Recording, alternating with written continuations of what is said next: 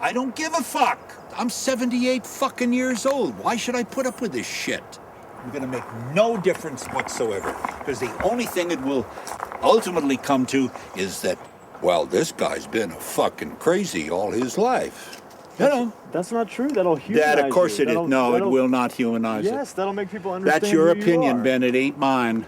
Well, but I don't understand. Movie's about me finding you. Don't. Come on. Don't tell me. You know what this is? This is about who you are and what your past experiences have been. No. And what you've learned. Oh, well, sure. You want to talk about me? Yeah. Oh, wonderful. I'm trying to talk about you. Yeah, And you're not well, letting me talk I don't. About you. Why not? That's what I'm asking you. That's what I don't understand. Ben, if you don't like it, pack up. Get the fuck out.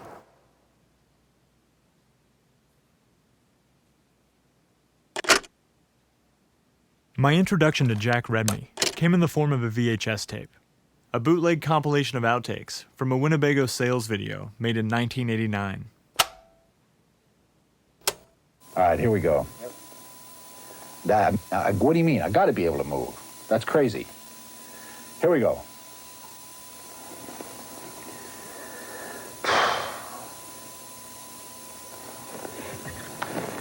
The Winnebago Concepts and Engineering Departments have developed a multifunctional bathroom. Privacy, I don't know what the fuck I'm reading. I wonder what the fuck the real dialogue is. What the fuck is this thing?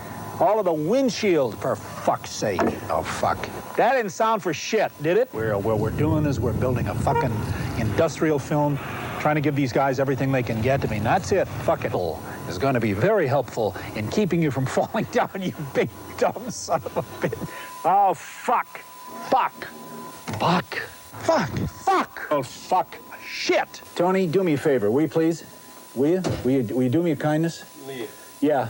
I think I want to be walking in and out if you're going to fuck up and I got to come back. I don't make any difference to me at this juncture.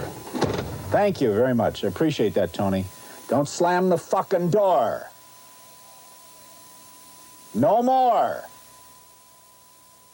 I was immediately mesmerized. I played it over and over again. Who was this guy? And where did this come from? I decided to find out.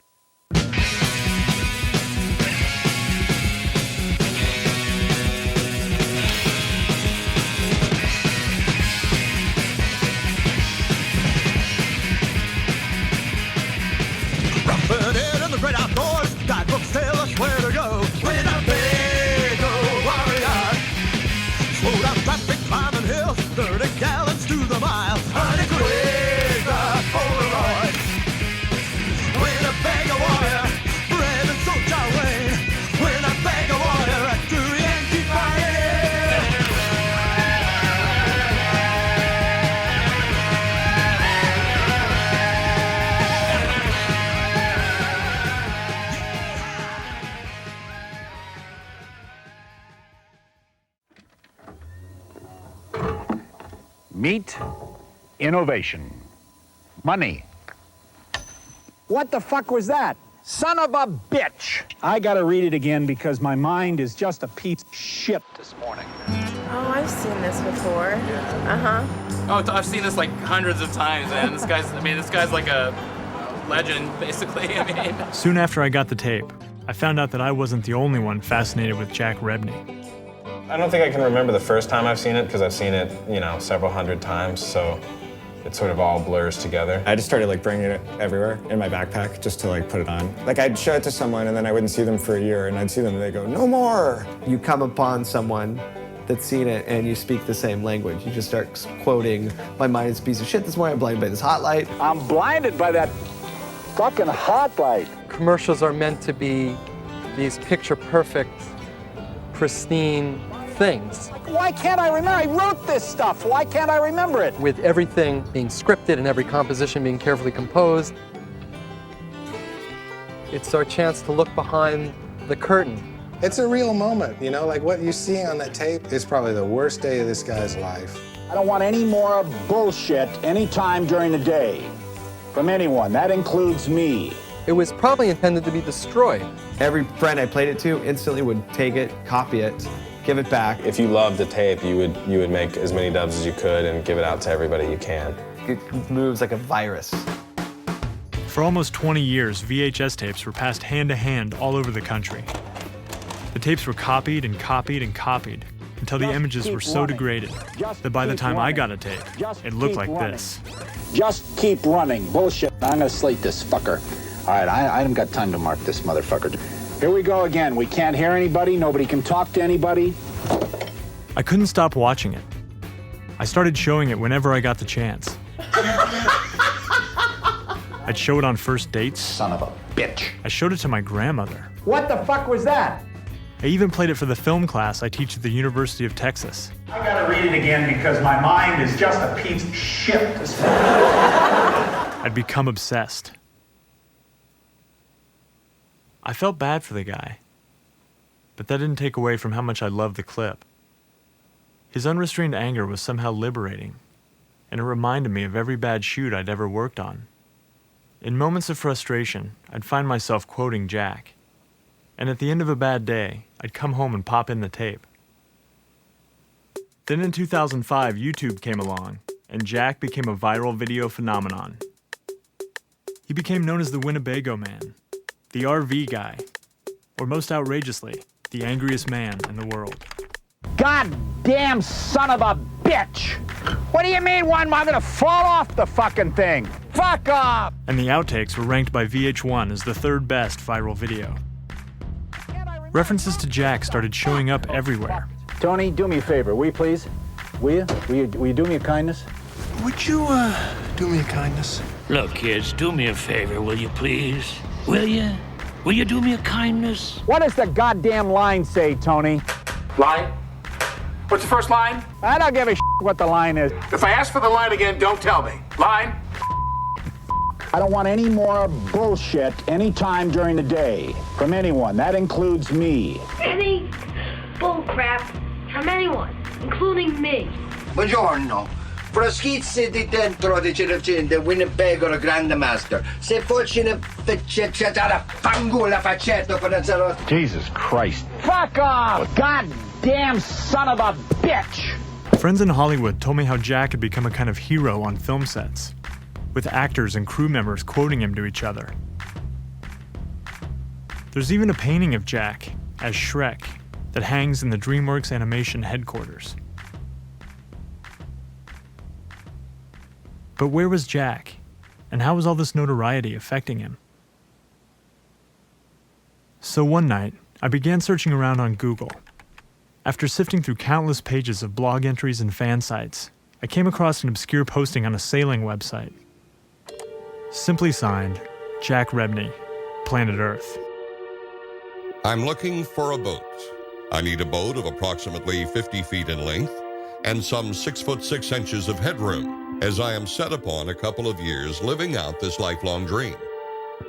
It's true that I'm very old, but also still capable of making any yacht sing her peculiar song. I can fix just about anything except electronic devices, which are clearly the work of the devil. In short, I would love an oyster, but I can only afford crackers.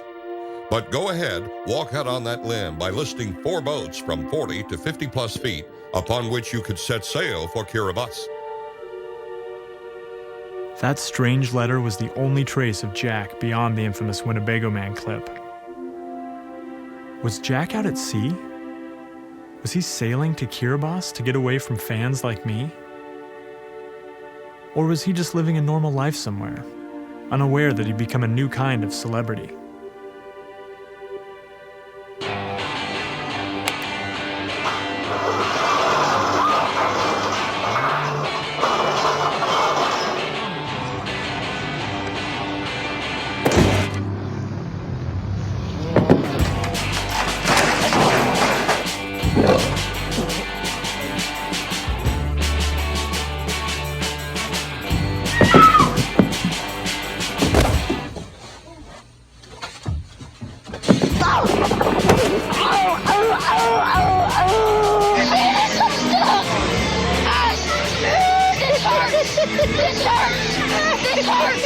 But this isn't exactly the kind of attention that most people want.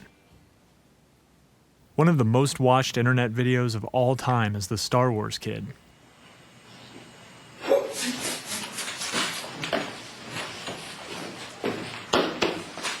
In 2002, Ghislaine Raza made a video of himself at his high school, swinging a golf ball retriever as if he were fighting with a lightsaber.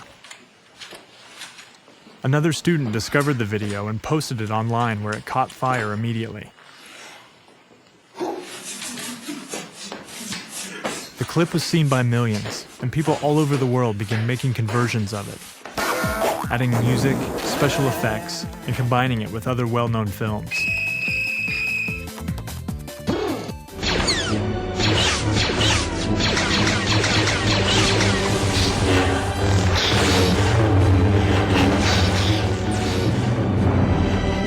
But Ghislaine was humiliated. The attention and teasing were so extreme that he was put into a psychiatric hospital. His family filed a lawsuit against 4 of his classmates and settled out of court for $250,000. The harassment of Raza created the term cyberbullying. But this isn't just kids being cruel. In some cases, it's as if there's a digital tarring and feathering going on, like the story of Alexei Vayner. To be successful, you must first know exactly what you want to achieve. Alexei was a Yale student applying for a job in finance who added a link to this video on his resume. To achieve success, you must first conceive it and believe in it. He'd made it as a tribute to his judo master. Remember, impossible is nothing. It was leaked online, and Alexei became a laughingstock. But he was easy to find through his blog. In the end of those first few weeks, I received over 7,000 emails, anywhere from just people making fun of the video to, to some people wanting to kill me, to deport me. Ignore the losers. Bring your A game, your determination, and your drive to the field, and the success will follow you. You have to ignore the losers. You have to bring your determination and your A game and your drive to the field, and success will follow. Does this just go on? Yeah. And success will follow wherever you go, wherever you need to go. Did you see the Michael Cera parody? Did you? Yeah, of course, I saw it. What do you think of that? It takes some time to come to terms with the fact that this is part of your life. This is going to be part of your history. Viral videos are a phenomenon. It was, in my case, it was very unfortunate. If Jack's experience has been anything like the Star Wars kid or Alexei Vayner, it's no surprise that he's nowhere to be found. What these clips usually have in common is the degree to which they humiliate the subject. This is Douglas Rushkoff, a media expert who coined the term viral video. There's the joy of watching another human being be humiliated, that Roman spectacle torture of another person. Why can't I remember? I wrote this stuff. Why can't I remember it? Your original interest in this guy was the classic, oh my God, what a buffoon, look what he's doing. But as a filmmaker, as someone who thinks about these things, you start to think, well, who is this guy? What happened to him? What did this experience do to him? Fuck. Not even funny anymore. You're paying the price for our collective, cultural guilt at having humiliated this person. You're going back and finding, well, what happened?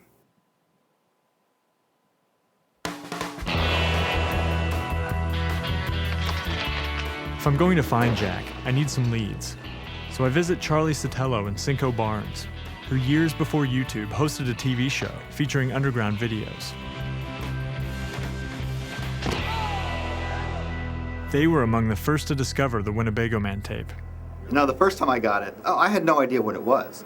I just, literally just like everything else, just kind of put the tape in, you watch it, and the first time you see it is the first you ever hear of anything. Because a lot of these clips come with like handwritten notes.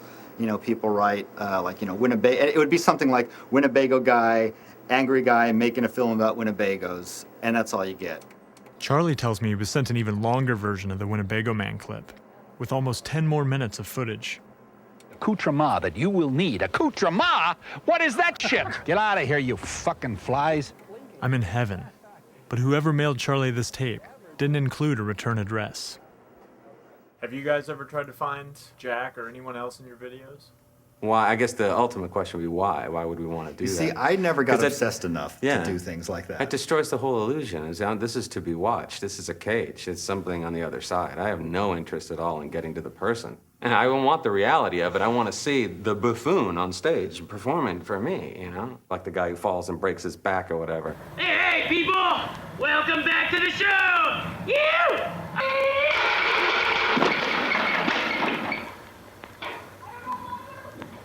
It's funny when you don't know him.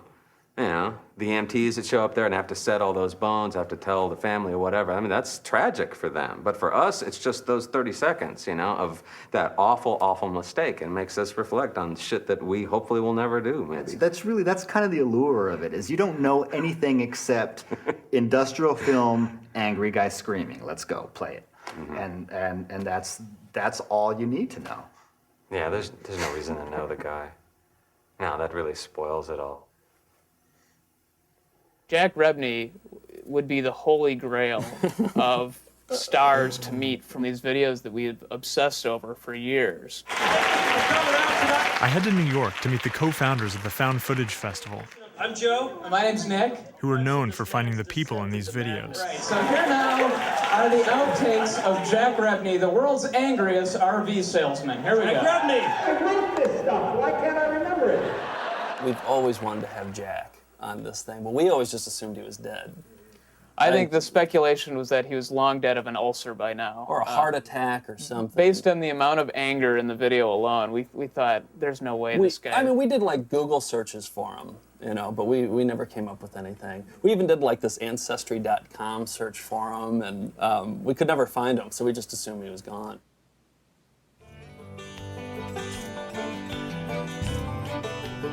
With no leads, I decide to take a more direct approach. Good morning, Winnebago Industry. Hi, I'm calling about a man named Jack Rebney. Okay, I just... When I ask about the clip, they send me to the PR department. Winnebago knows the clip, and they want nothing to do with it. In their words, they, quote, want to distance themselves from that material. They've had no contact with Jack Rebney since he finished the industrial videos in 1989. Millions spent by Winnebago Industries developing the motorhome, the Itasca Sunflyer, the heart of our product line. Let us get the fuck out of here. I remember the bizarre credits on the tape Charlie gave me. I managed to find Mike Welkley, the original cameraman, and he leads me to the other crew members. It turns out they're eager to talk about the shoot, so I travel to Minneapolis to meet them. Oh, fuck! You're disturbing what's left of my brain.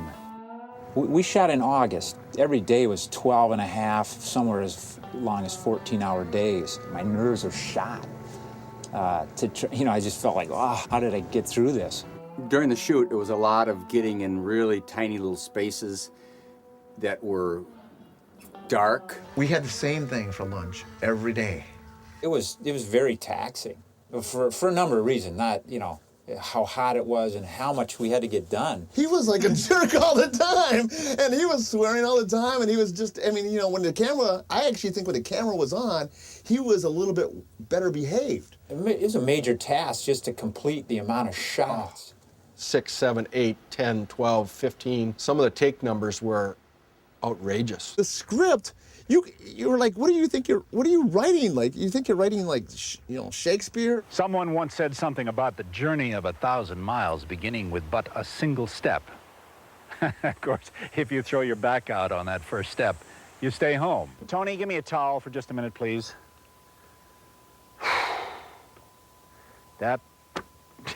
Tony was an unpaid intern, just out of high school, right? He had graduated that spring. He wasn't getting paid. He wasn't a professional, all this kind of stuff that we were trying to hold these lines on. Tony was sort of a free bird. And so he took that freedom and he back-talked and he threw the towel back. And... Tony,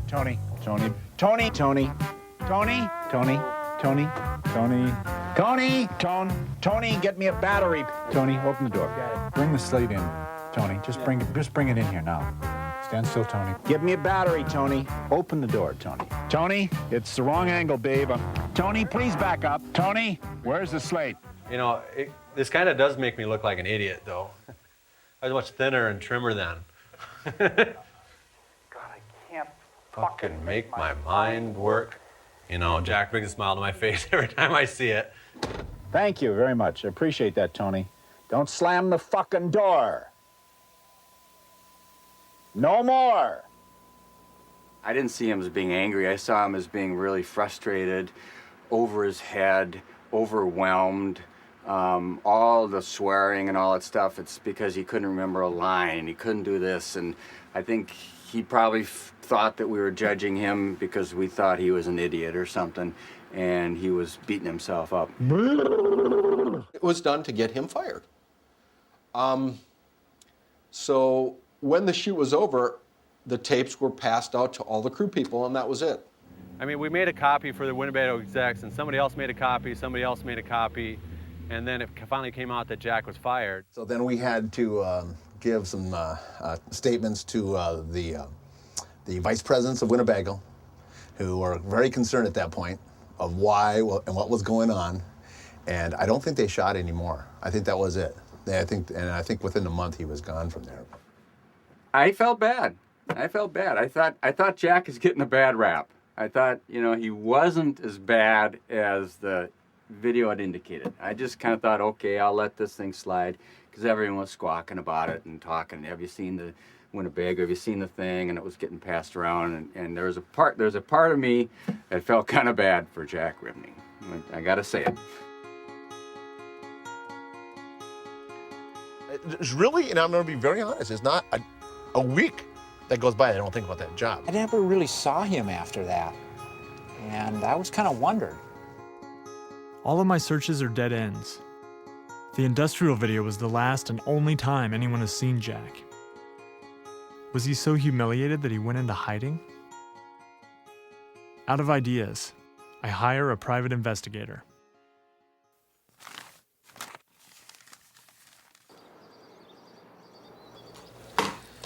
Okay, how do you spell it? It's Is that- Rebney. And first name? Jack. And we don't have any idea what state he's in. He could be anywhere.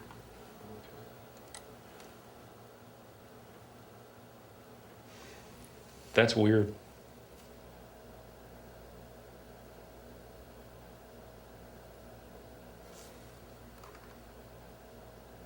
Multiple P.O. boxes. He's had a P.O. box at every place he's lived at. There's nothing of any substance. There's no property. There's no cars. There's nothing employment-wise. There's no hunting license. There's no voter registration. What does that mean? Anything from trying to change his identity to you don't want anybody to really know who you are and what you're about. There's multiple things going on with this guy, and I don't know what they are. So it would be quite a challenge, I think, to find him.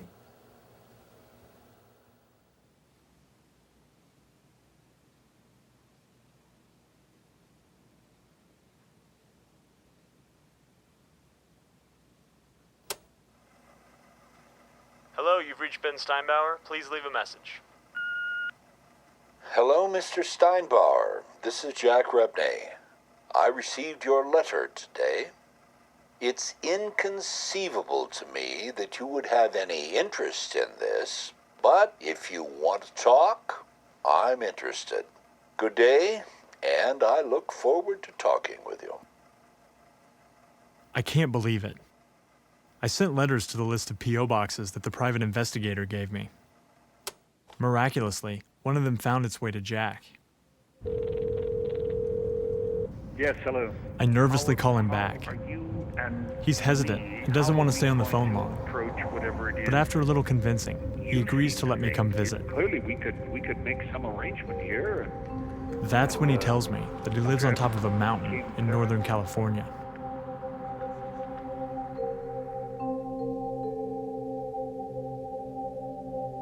What's Jack doing all the way out here?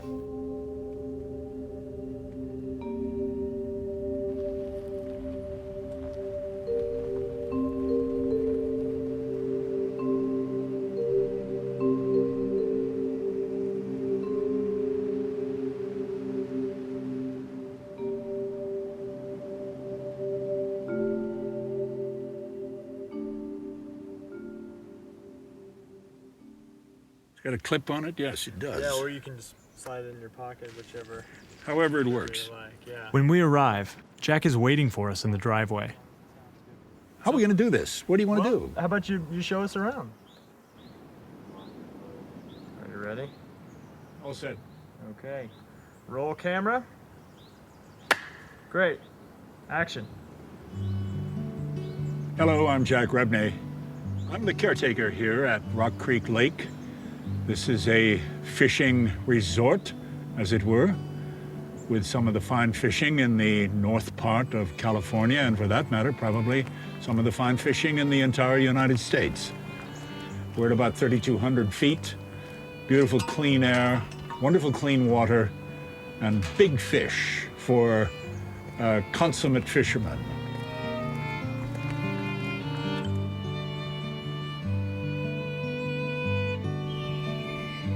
A lot of people have asked, how can you live up here alone? What are you, a hermit? Yes, I guess I am a hermit. I have everything that I'm interested in. I have my books, I have my computer, I have a telephone which allows me to reach my friends. That to me is entirely sufficient. I don't need the sound of the subway or the elevators going up and down in the skyscrapers. I've been there. I don't need that anymore. I'm quite pleased here. Jack is so calm. I almost can't believe it. I thought there would at least be a little swearing. But it's as if he spent the last 20 years meditating and drinking green tea. Come on. I want to show you my luxurious 76-year-old cabin. It has everything that I need. It has books. It has critical analysis of everything from housemaid's knee to polycyclic organic matter. It has a fireplace, yes. It has shotguns, rifles.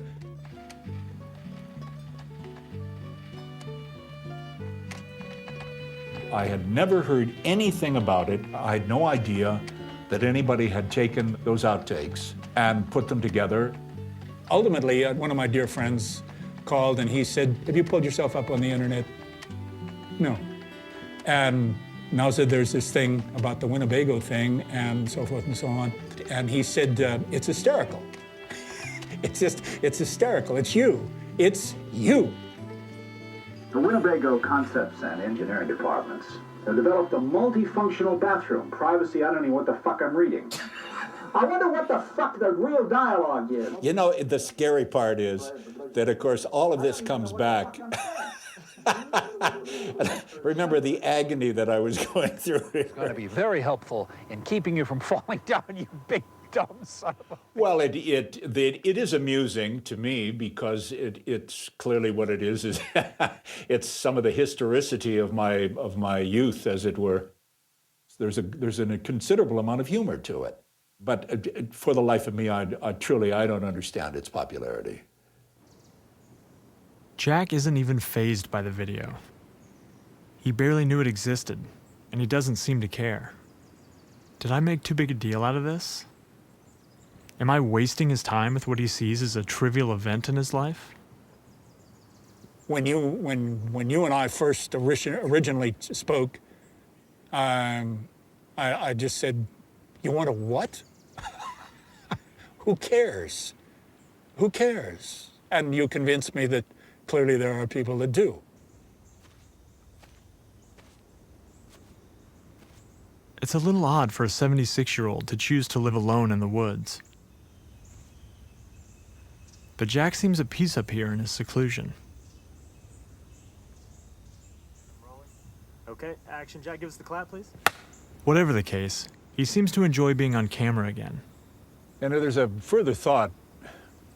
Certainly I'm known as the angriest man on earth, but I'm also known as the Winnebago man. And there is some considerable degree of pleasure in that. Winnebago, I found the people there, I found the corporate entity and everyone I worked with to be just a splendid group of very kind, very gracious people. And if I represented them 20 years ago in those marketing videos, that pleases me. I'm happy about that. The old hermit bids you all good things. Bye.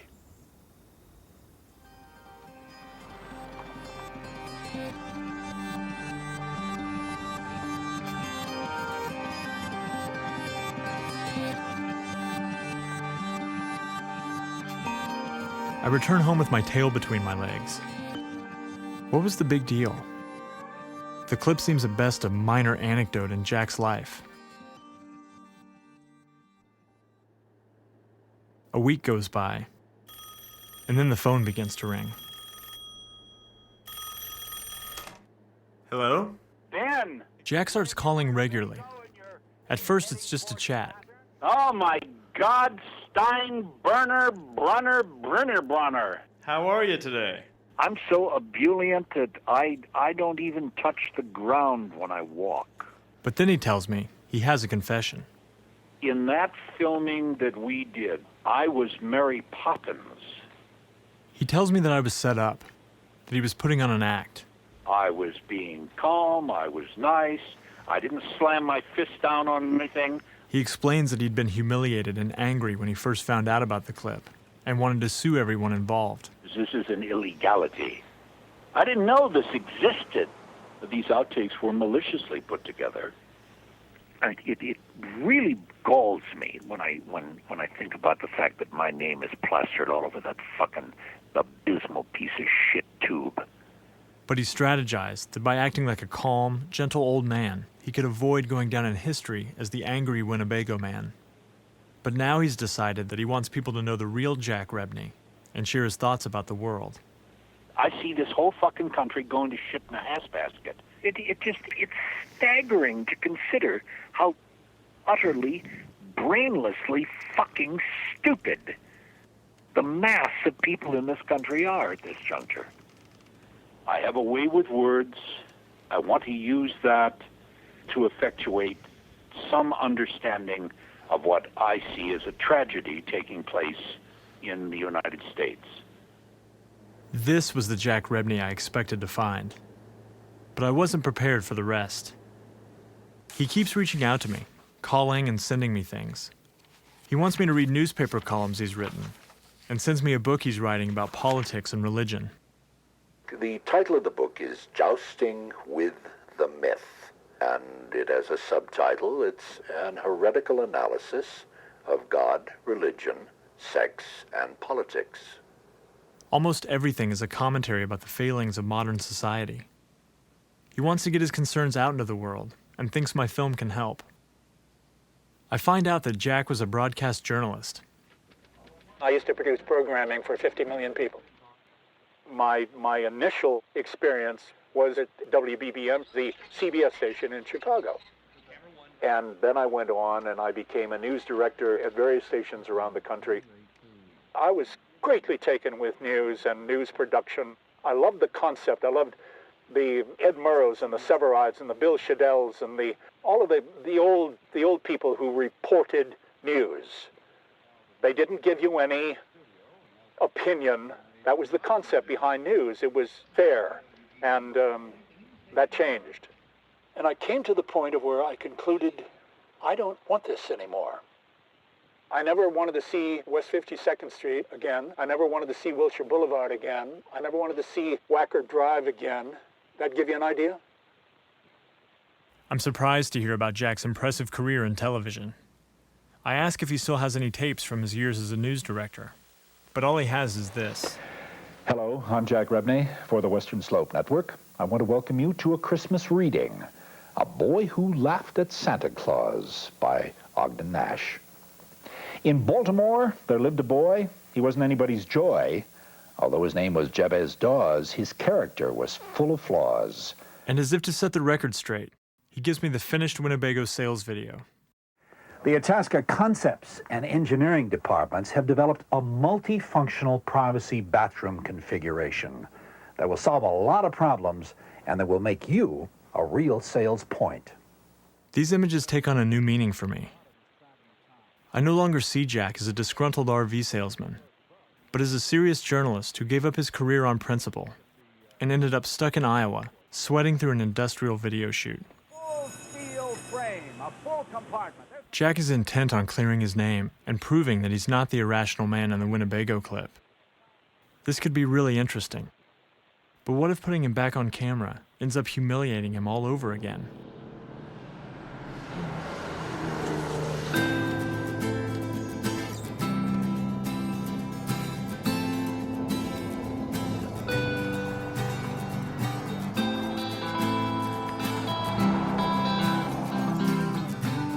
To get some perspective, I head to Las Vegas to meet Jack's oldest friend, a corporate jet pilot named Keith Gordon. Keith and Jack talk on the phone every day. You have to understand, one of the dichotomies about Jack is that he's always wanted an audience. He's always wanted to influence people's thought process. At the same time, has always wanted to be totally isolated. His dream was to always have some land where he could build a cabin. And as he would always say to me, lock the gate and not have to deal with the outside world. Well, it turns out he had done that. In spite of that, the outside world blazed a trail to his door. 35 years I've known him. He never, in his wildest dreams, thought that his notoriety would come from the internet, which he has nothing but disdain for, let alone outtakes of an industrial film he did for Winnebago Industries. This is not the context that Jack Rebney wants to be known in. Well, let's call Jack. Oh my God, you're still alive. Well, listen, Boobski. I have had the best time lambasting and libeling you and telling all kinds of really, really bad stories about you. There was a period in my life where I had hit rock bottom and would have easily been living under a freeway overpass or sleeping in my car. Actually, I didn't even have a car at that point. My car had been stolen. And Jack took me in. You know, he gave me a floor to sleep on and some clothing to wear and, you know, literally kept me from being destitute. Oh, you think this is all ending up on the cutting room floor? Well, let me remind you, young man, this whole thing started with footage left on the cutting room floor. You're not out of the woods yet. Keith assures me that Jack really does want to be back on camera and reclaim his reputation. And I'm starting to realize that the Winnebago Man clip could be a blessing in disguise.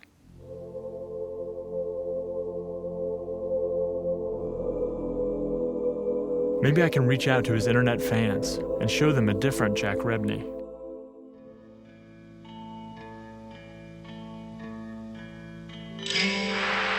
140, roger. I believe it was called on channel 1. At 814, unit to 25. Okay, go ahead.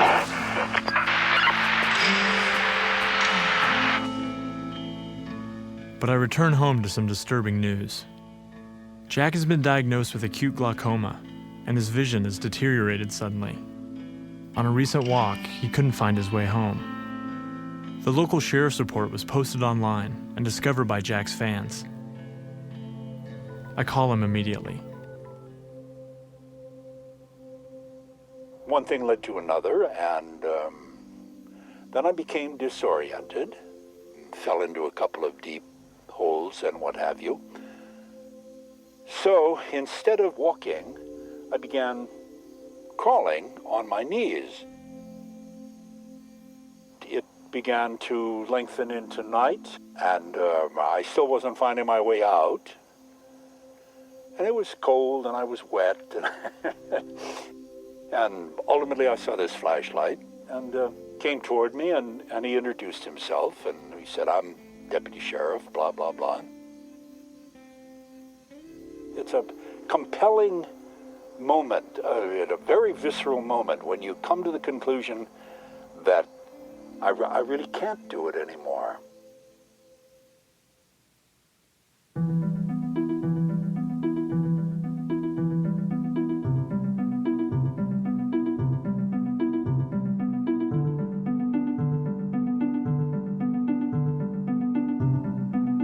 I returned to Manton for a second visit.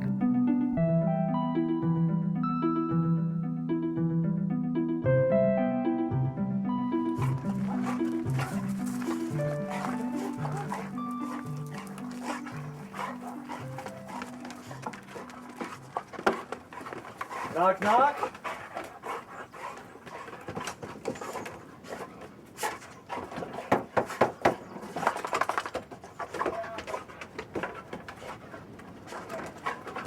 Hello, we're looking for the caretaker. Well, he's taking a shit. Come in and sit down, you goddamn mint. Because I'm shitting doesn't mean that you have to stay outside. Are you really shitting in there? Jack, this girl is pretty wound up out here. Yeah, she got into a skunk last night. Can you smell it? Now that you mention it, I can. You have to speak up, Ben, for Christ's sake. I'm an old man, will you? Does it mean that the skunk is on our hands? Of course. What the hell? What earthly difference does it make? You're in the goddamn wilds. This is not fucking Austin. Hi, Jack. Nor is it the city limits. How are you? I'm good. How are you? I'm okay. It's good to see you again. Buddha, get down. Buddha, get down. I'm very old. I'm very crotchety. I'm pissed off. What else is new, Ben? You were pissed off last time we came up. No, I wasn't. I was a gentle old man. I was a nice, calm old man who just nodded and did everything that you wanted me to do and said all of that absolute trash that I said, which was totally untrue. And, but forewarned, you're still here, and I'm sure that you'll find this will be a bit different. You stink. God, you smell, you terrible. Okay, so Jack, I want you to tell us what's happened since we last saw you. I've had the unfortunate circumstance of having my vision leave me. It's almost like a divorce. I didn't understand what I'd done. For practical purpose, I'm helpless. I can't drive. I can't ride my unicycle. This dog isn't big enough to harness and put behind or in front of a sled. So I'm trapped. Come on, Buddha. Come on, Booty. Despite his sudden blindness, Jack doesn't want to leave the cabin and give up his seclusion. So tell me about putting up this monorail. Well, the concept was that I would have the opportunity to go walking. Because if you remember correctly, I learned my lesson in the presumption that I could follow the roadway without getting lost. And that turned out not to be the case. So I got lost, Ben. And found myself out in the boonies, and I didn't know where the hell I was. How does it make you feel that was international news on the computer? Ben, you don't get it, do you? You simply do not fathom it. The fact that it was picked up by the local paper or the wire services or whatever it was completely irrelevant to me. Totally irrelevant. Come on, Booty.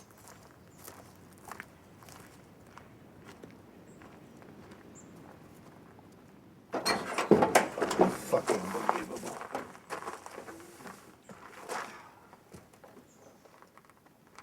You're not going to go for a drive, are you? Just stand back and look out.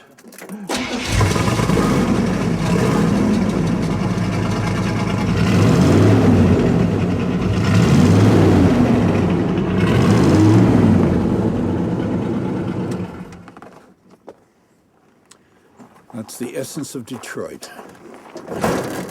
Now, Mrs. Pritchard is coming to pick up the garbage, and she takes my truck when she does that. Oh, okay. Which means absolutely nothing to you. When is she coming? And actually, you'd have to ask her, Mrs. Pritchard. I don't think Mrs. Pritchard is probably coming maybe 15 years, but go ahead. Where are we going now? We're going this way. But here, put your hand on my shoulder. We're going towards the car here. You brought the limo? Is that it? The limo. Huh? That's right. And I'm going to be driving you around. Where are we going? Right here. God almighty, why am I falling down? What the fuck? Did you put me on some kind of an incline? Honest to God. There's no seat here. The fuck is wrong with you? Ah! Dan! The fuck have you done? Jesus. When was the last time you went into town, Jack? I don't know, about a week, I guess, something like that. Since Jack wants to get his ideas out to the world, my plan is to go into town and get him a video camera. We'll have lunch today at a place called the Sausage Factory. They have great sandwiches. I'll set up the camera in his cabin so he can record weekly commentaries for his fans, like a modern-day Ed Murrow. Well, Jack, I want you to use your notoriety. You want me to do what? Use your notoriety. I want to buy a camera, set it up, and have you do your social, political commentaries. Well, we haven't yet come to any agreement as to whether or not we're going to do any of that. I'm going to appear on YouTube? Yeah, you can send Oh, that'll be great. I can hardly wait. And I'll be programmed right between the guy with the broken arm and somebody doing an exotic dance. That'll be great. I just don't think that you're taking advantage of this group of people that you could talk to, Jack. You don't think I'm taking advantage of who? Of this audience that you have. I don't want an audience. I don't need an audience. If that was true, why would you call me? Why would you call Keith Gordon? Why would you keep talking to all these people? Why would you be trying to publish a book and write a screenplay? Well, no, wait a minute. No, you can't mix apples and oranges. Those are audiences. Those are looking for audiences. They're audiences, yeah. I don't believe that I have the capability of being able to couch anything in a vernacular that's going to be understood by the people that you want me to talk to. I have no relationship with YouTube or whatever the hell it is. I have no interest. What I'll do, we can go stand in front of Walmart and I'll give you a couple of diatribes and then you can put them on YouTube. You can take them off the tape here, put them on YouTube, and you'll find out what kind of a reaction you get. All right, so that's what we're going to do. Mm-hmm. All right, so you're going to have your say here in Reading in front of the Walmart. You wanted to go to Reading? I don't want to break my goddamn leg getting out of this pile of shit. Oh, Jesus. Oh, that was atrocious. And action, Jack. Are you, how's your audio? Is everything all right there? 1, 2, 3, 4? Yep, we're good. 5, 6, 7, 8? Good. Mm-hmm.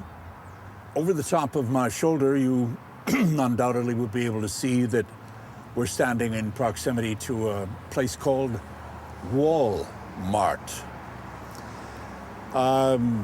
You see their large carriers going down the highway, and they always say, "For less. You can buy for less." Well, there's a connection here. Walmart manager right there. Well, good for you, Mr. Walmart manager. You're a little trepidatious. Does Walmart own this part of the place too? Walmart, yes. Oh, you own it. You own the street. Do you own Reading? We thought we were on the sidewalk, like over by the road. This is my super center lot. Okay. This is your who? Oh, yeah, you call the police. By all means, call the police now. Get the Gestapo. Come on, let's get out of here.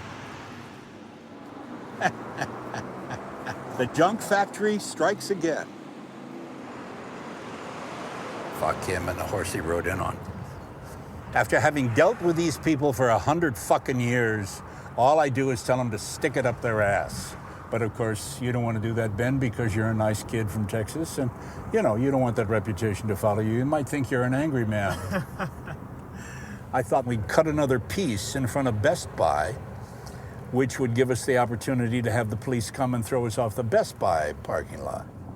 We go to Best Buy, and I bring up the video camera idea again. And I thought that would be of value, rather than this continually going back to the fact that I'm some type of an icon, and that and that people want me either to say motherfucker or shit or whatever it might be, and I'm not going to do that. So what you're saying is you don't want to do the camera thing. Ben, what I'm saying is that where it stands is exactly where it stood. What you've got is you've got zilch, unless you've got me. Let's stop this nonsense. I mean, this is just fucking ridiculous. But I don't understand what you're saying is nonsense. Help me understand what you mean. You're taking the joy, you're taking the fun out of it. Okay, well, and I don't need it. I don't need to be here.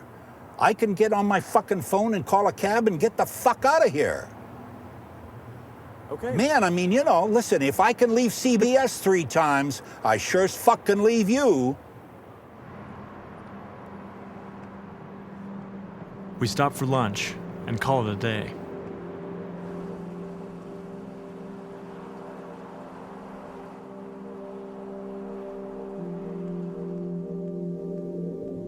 Later that night, I'm exhausted.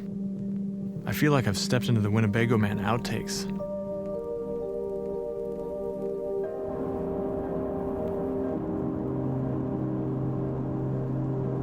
The next morning, we drive back to see Jack and try a different approach.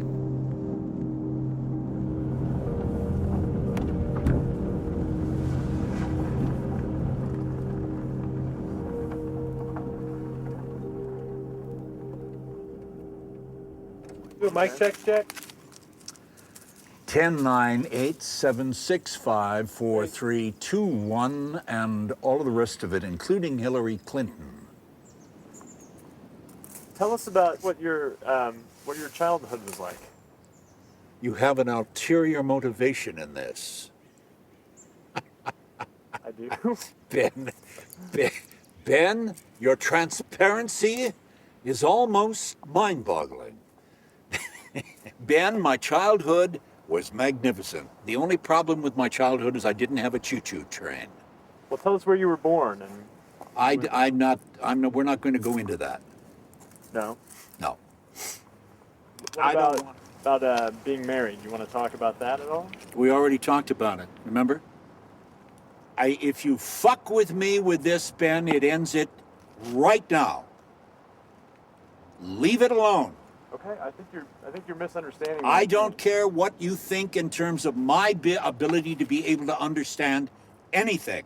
If you piss me off, that reaction will be something you will not forget. The fuck are we doing?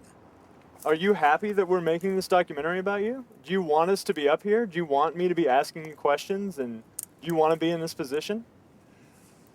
What I want to do for these last few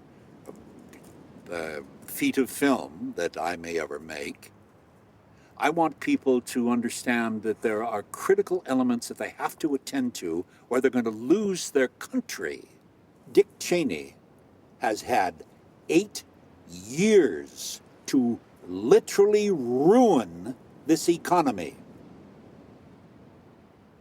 That's the issue.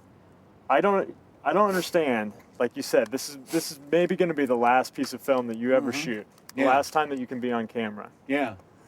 And this is what you want to say? Abso-fucking-lutely. You've been up here for 15 years studying the great works. You've been studying you know, the Quran, and the there's Torah. only one thing that is critically important. And this is what you want to impart is Dick Cheney. That's the only thing how that's bad critically Dick Cheney important. is. That's what I would like to leave whatever it is, whomever might possibly watch this documentary that you're making. I'd like to have them say to themselves, well, Gee, I never thought about that. Well, you bloody well better think about it. Because if you don't, you're going to lose it all. Hey, Jack. Yeah. Let me stop you. Sure. Let's go back up here and stand in the sunshine and get where it looks good. I try to persuade Jack that if he wants to reach people, he's got to tone down the politics and open up to the camera.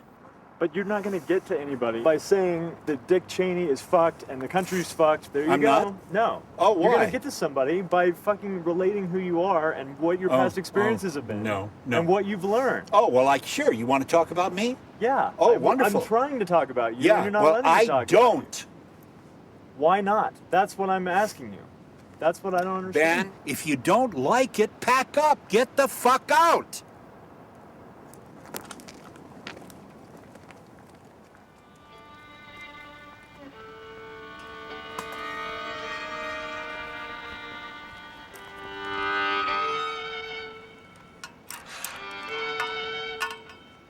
I need to take a step back and understand how I got to this point.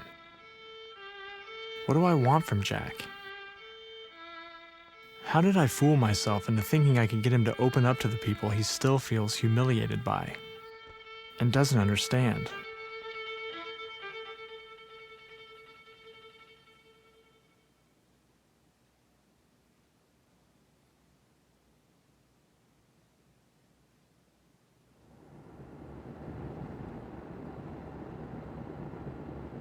I decide to step out of the way and try letting Jack confront his fans face to face. I get the idea to set up a special screening. I call Jack, and he reluctantly agrees to come. We're just outside of Manton, and we're on our way to pick up Jack to take him to the Found Footage Film Festival in San Francisco, which seems really unlikely that we'd be doing this, but we are.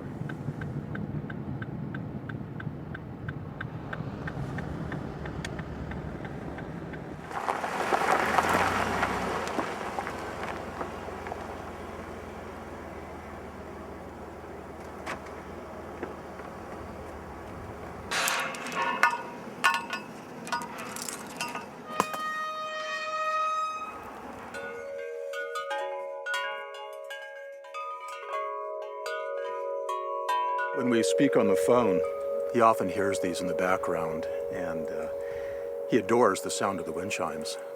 So I thought we'd grace his chalet with these. Also, I thought it'd be kind of a homing beacon. If he was out on the property and got a little off course, the wind's blowing, he'd hear these and he'd be able to find his home again. So we're going to announce our arrival with these. He may shoot at us, be careful.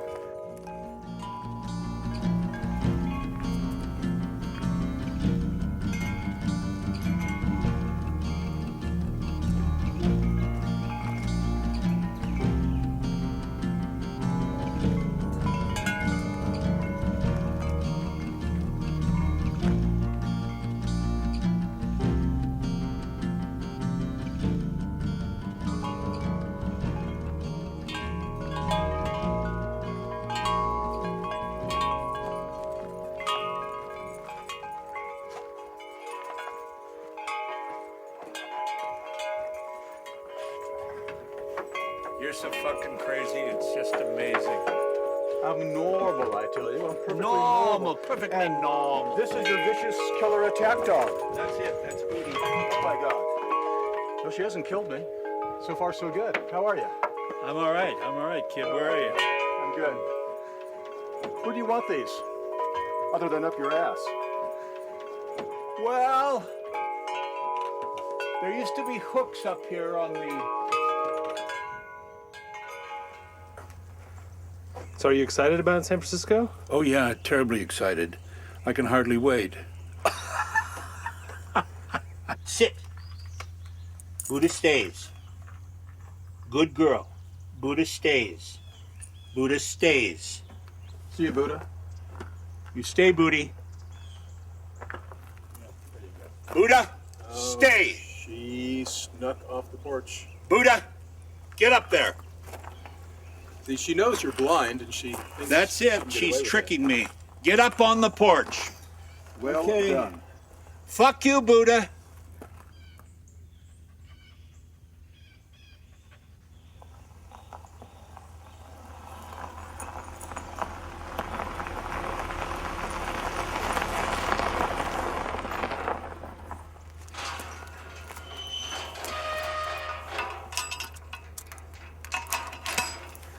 Here we go.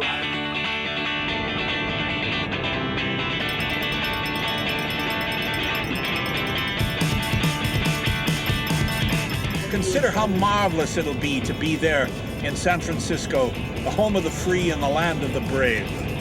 The conglomerate of all that makes America the grand place it is. Yeah.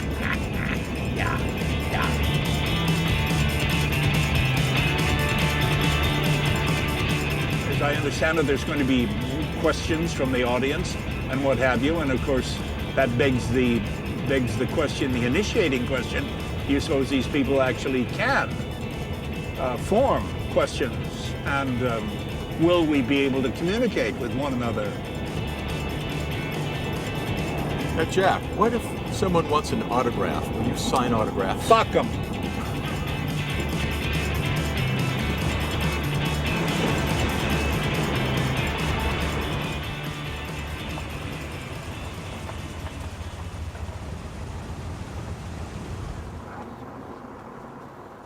Giant leap for mankind.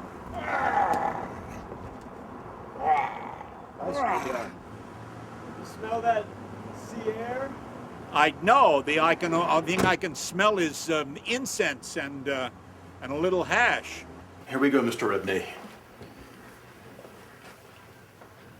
And it's a very, very sweet little room. There's a bed with a beautiful pink bedspread. Jesus, mother of Christ. And the wallpaper is little pink flowers. It's perfect for you.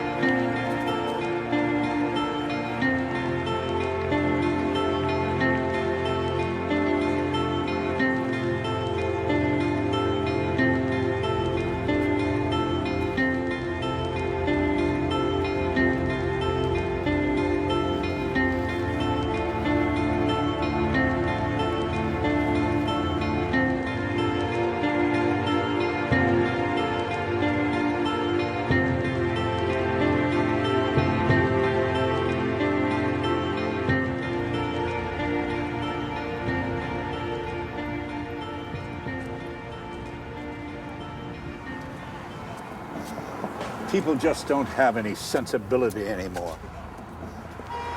Oh, shut up. Shut up again. That's your fan base. Be nice to them.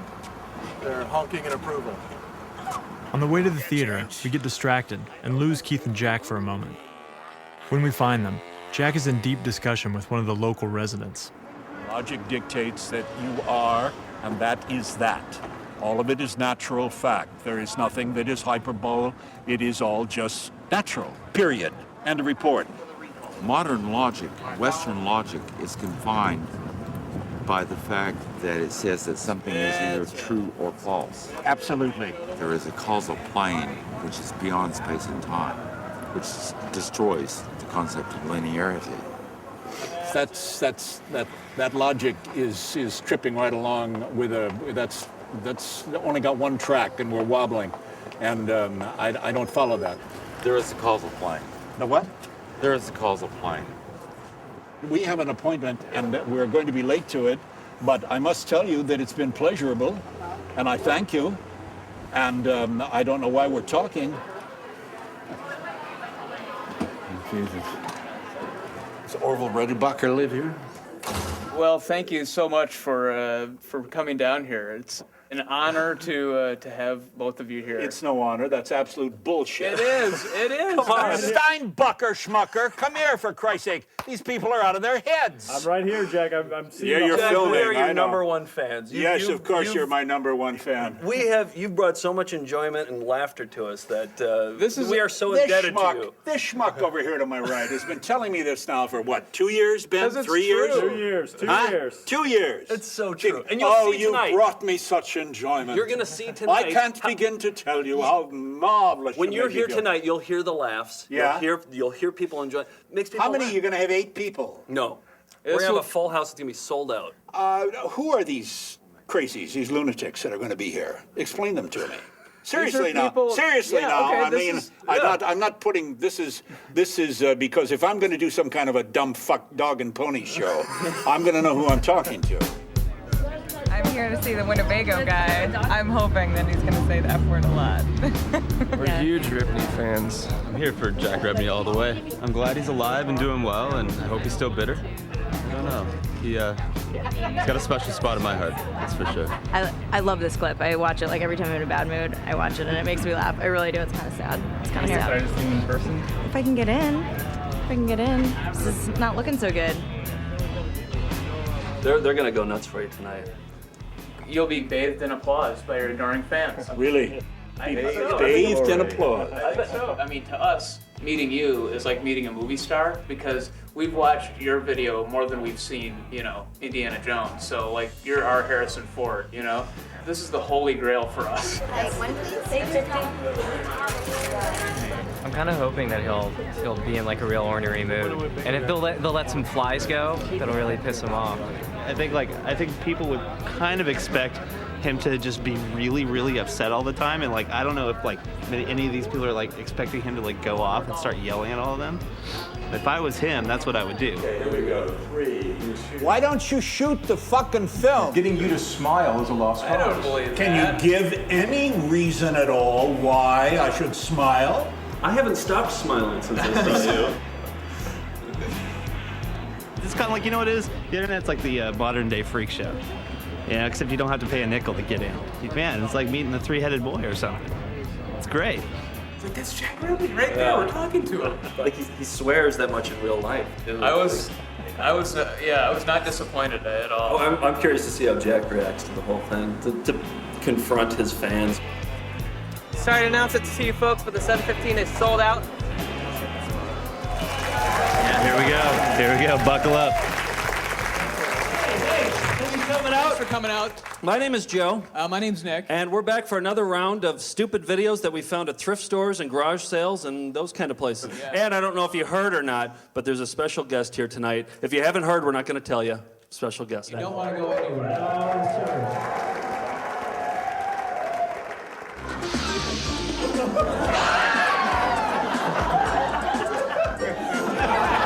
Laughter is the medicine for the heart, body, and mind. It takes away all your stress. Just laugh it out. And it's gone. Well, who's on now? Don't know.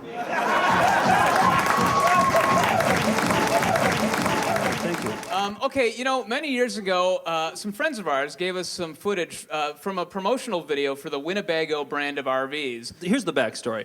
On the first day of this grueling, hot 2-week shoot, the crew realized that the host of this promotional video had a bit of a temper. So, of course, what do? They continue to roll in between each take and subsequently capture this man's descent into madness. And so we got the raw footage, and we decided to kind of put together a collection of our favorite moments of Jack Rebney, the world's angriest RV salesman. Jack Rebney!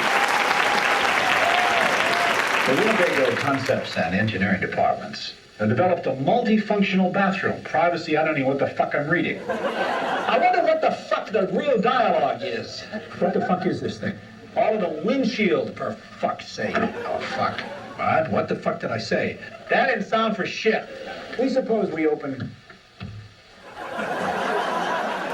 Gotta do it again, right now.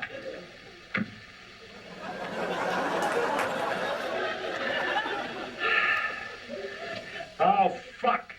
Fuck. Fuck. Fuck. Oh, fuck. fuck?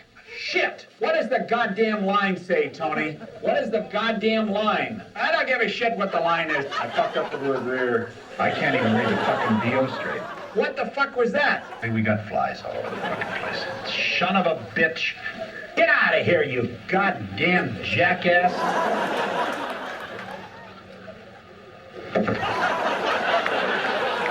The accoutrement that you will need. Accoutrement? What is that shit? I don't know, shit. It's just all gone.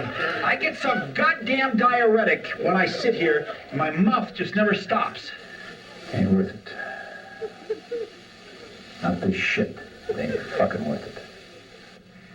The Mini Winnie, part of American tradition, and today on the cutting edge of design and function in a Class C motor home. You believe any of that shit? God bless him.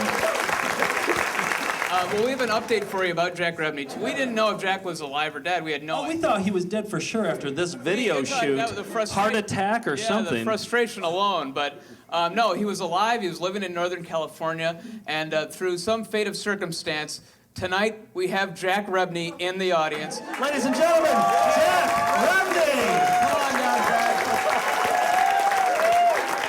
This is a long time coming for us. This is history right here, folks. Jack, we're gonna interview you here. If we can ask you a few questions, we're heading here. Yes, it'll be wonderful, I'm sure.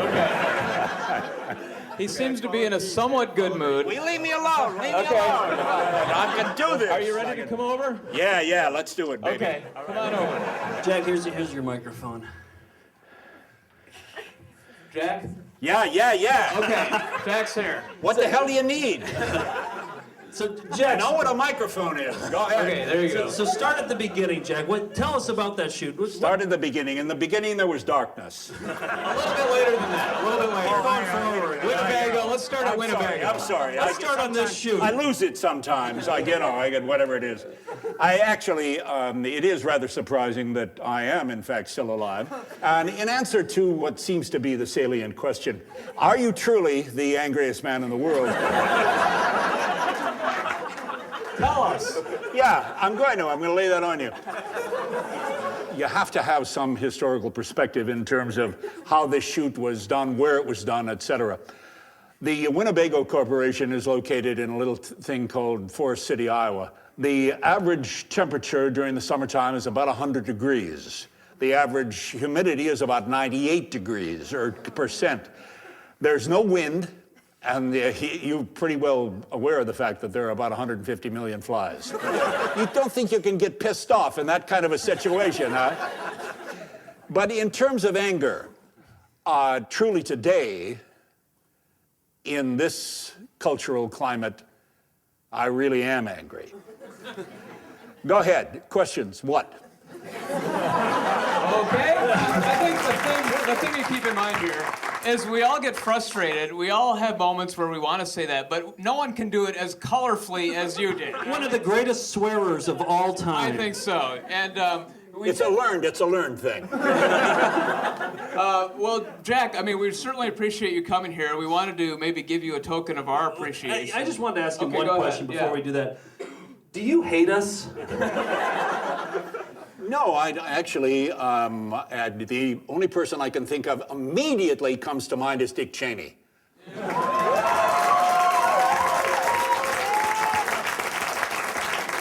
Well, Jack, these are, shut up for a minute. These are, he doesn't hate us. These are my people. I mean, I can tell that right now. I mean, and we may be separated by about 127 years, but they understand. They've got it. They got it nailed. Well, Jack, we did want to. The summer months are upon us. It's going to be hot and humid again, and so as a token of our appreciation, we wanted to present you with this honorary fly swatter that we really think. This is for you, Jack. We'll get all the jackasses away for the rest of the summer. Here you go. Thank you so much. Keith, That you want is- to present that? Yeah. That's wonderful. Thank you. I'm touched. Just one last question, Jack. Yeah, what did you mean by accoutrement? What?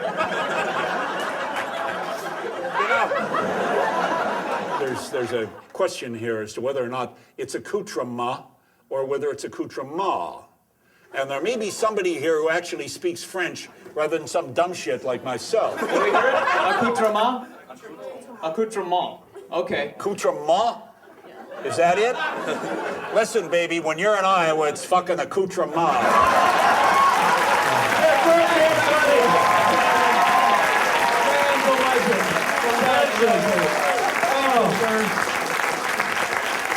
I'm shaking right now. I'm shaking. I can die and go to heaven. Oh. Contain yourself now.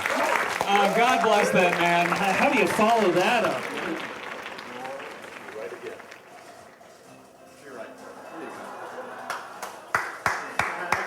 Wow, that was terrific.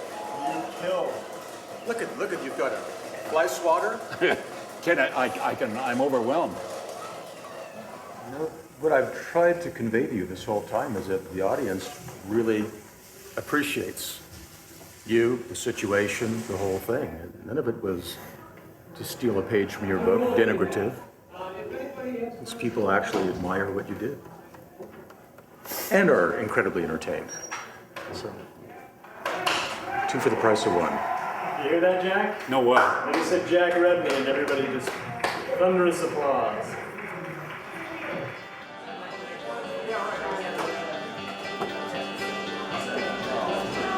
I have to come and meet the famous Jack Rebney. Hi, Jack. I'm Noelle. Nice Hello. to meet you.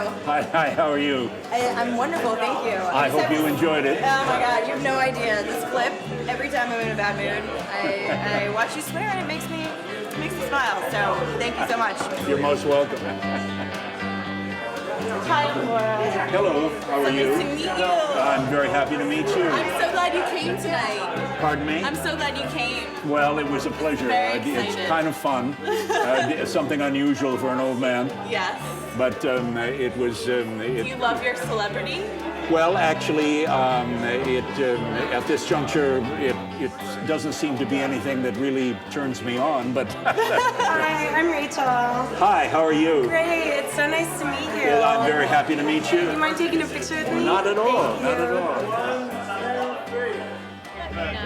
Oh, he was awesome. He has a way with words, that man. I thought he was a kind soul. He was great. He was quite a sport. Tried to went a little Bono on us with the political messages, but it was good. See, now I feel like a huge jerk because he's actually seemed like a really sweet guy. Yeah, just like my grandpa. Just like he's everybody's grandpa. Yeah. Everybody's angry grandpa.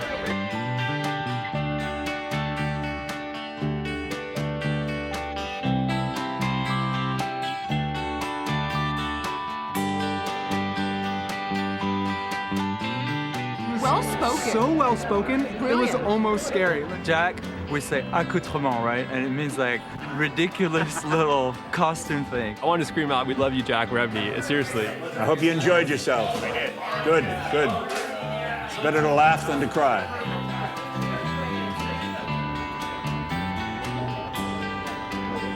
And we're turning to our right. Turning to the right. What do you say we...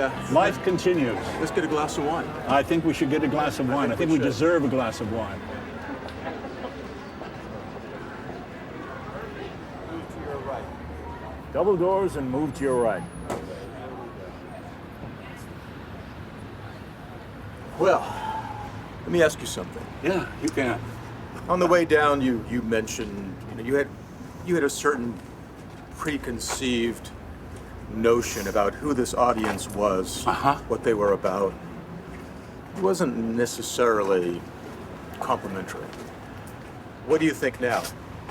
I was concerned that they were room temperature IQ'd idiots. And as it turns out, they were clever, quick, observant people. Oh, okay, well that answers my question. Good. Now, why the hell they'd watch a lousy fucking video like that is something I'll never know.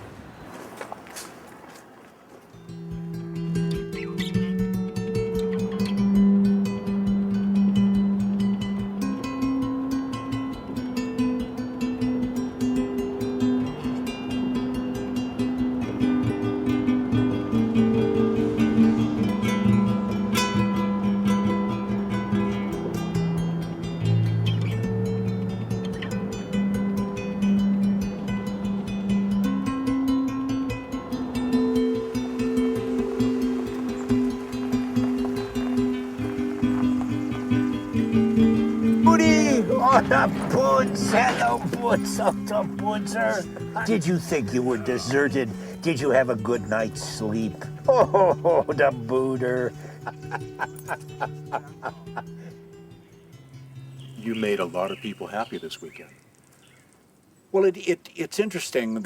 We keep going back to this, but in fact, what it is that there is apparently really a true camaraderie with people who see that and who commiserate with this poor belabored person who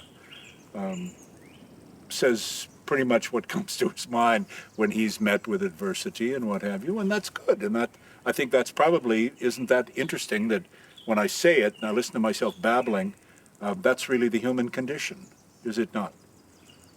Right there, in simple terms, what we're doing is we're facing an enormous amount of adversity, and it seems disastrous that we don't let ourselves say what we really feel, what we truly feel,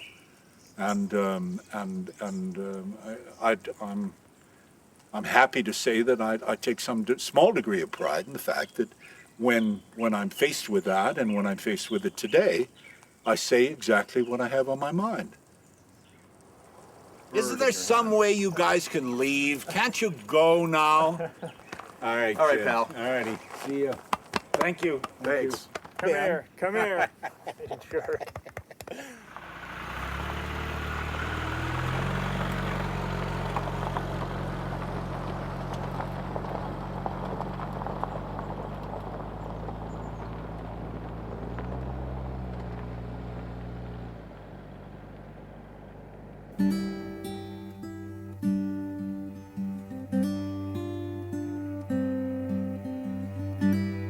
Jack Rebney may never be remembered as a political firebrand or important thinker, but there's a good chance he won't be forgotten.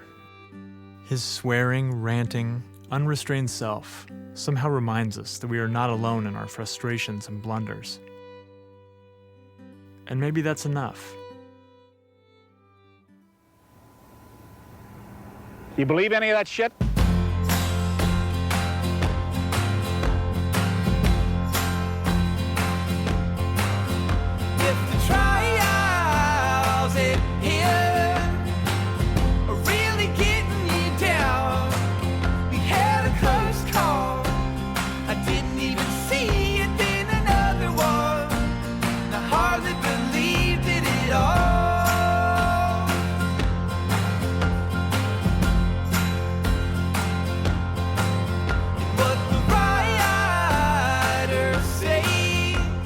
You ever clean that lens?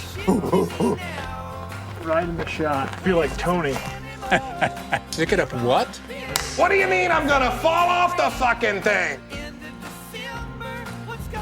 Fuck. Fuck it all. That's it. Oh, shit, I can't remember now. There's not going to be any more bullshit or whatever it was from anybody around here, and that includes me.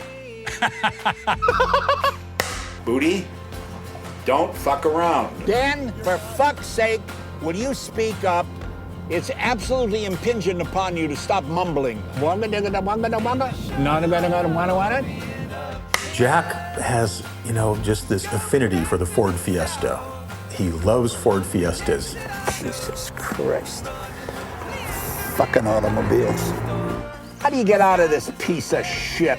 We just passed a golf course, by the way. No, I told you. You gotta keep me up to date on the fucking stop signs. Okay, we can turn around. What are you doing, Ben? I'm Are you lost again? No, Ben, have you ever tried a hallucinogen? Jesus Christ. You're making me the angriest man in the world. Right. You realize that, don't you? It doesn't look right. It doesn't look like we... Can you put your knee up? Yeah, I think it looks good. Really? Yeah. You guys are so fucked. If George Bush and Karl Rove and Rumsfeld and Cheney get hot pokers rammed up their asses, I would be delighted. Where's the top of this piece of shit? Son of a bitch! Blah. Great fucking deal. Booty, bite him. Oftentimes I wonder, Ben, if you're thinking about what you're saying. It's vernacular. Please, would you help me? Would you help me? Could you give me a beer? Do me a kindness. Give me a beer. Arnold Schwarzenegger Terminator. Right here on his little finger, right there, there is a small muscle which he's just developed. When I do my routine about Arnold Schwarzenegger Terminator and the muscles, you don't think that's not entertaining to these people? You bet your sweet ass it is. You are getting on in years. Fuck you and the horse you rode in on. Thank you. I wonder how you're going to feel about this when you're fucking 80 years old.